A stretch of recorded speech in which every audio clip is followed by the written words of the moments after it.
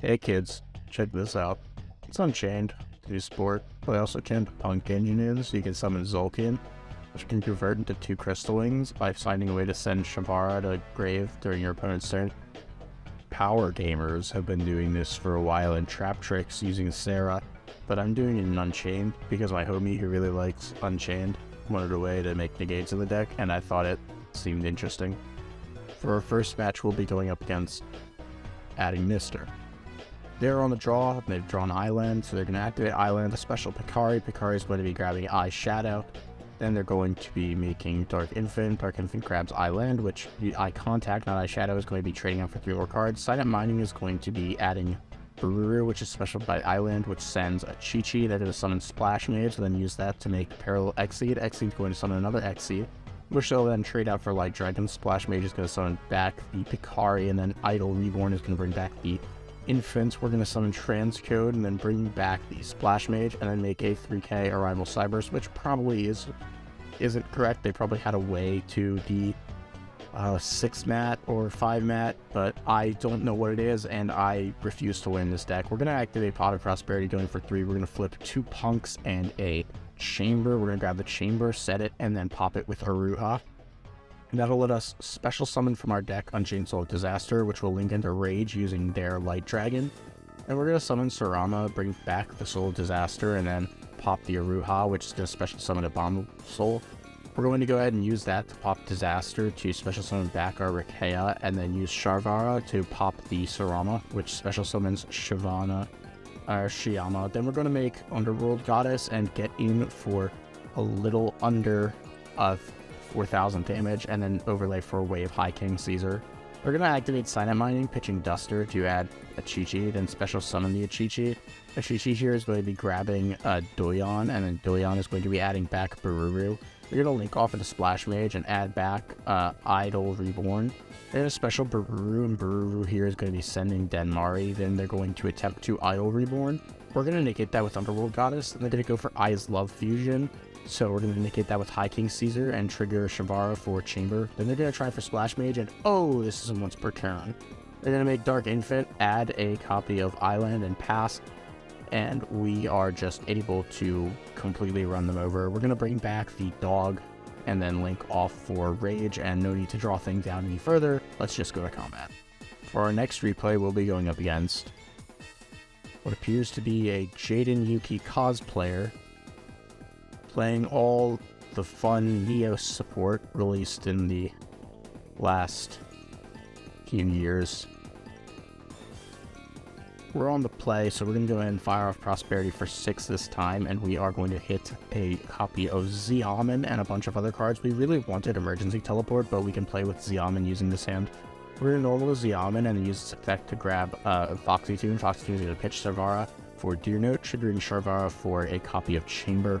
We're going to make Geomathematic Magma and then use Deer Note to bring back Foxy Tune, set a card, and then Tzolkin is going to summon Crystal Wing. We're going to pop the Chamber since it's public knowledge for Aruha, and then special summon Shiyama. We're going to link off for Yama, adding Sharvara, then pop the Escape for Shiyama and special Sarama from our grave. Here we're going to be special summoning Escape and then popping the Yama and linking off for Rage. So this is Escape, Rage, Crystal Wing with a Sharvara in hand. They're going to activate next for Neos and Flare Scarab, and we're going to go ahead and Rage for Unicorn, triggering Sharvara that we pitched, which is going to in turn trigger Tzolkin for a second Crystal Wing.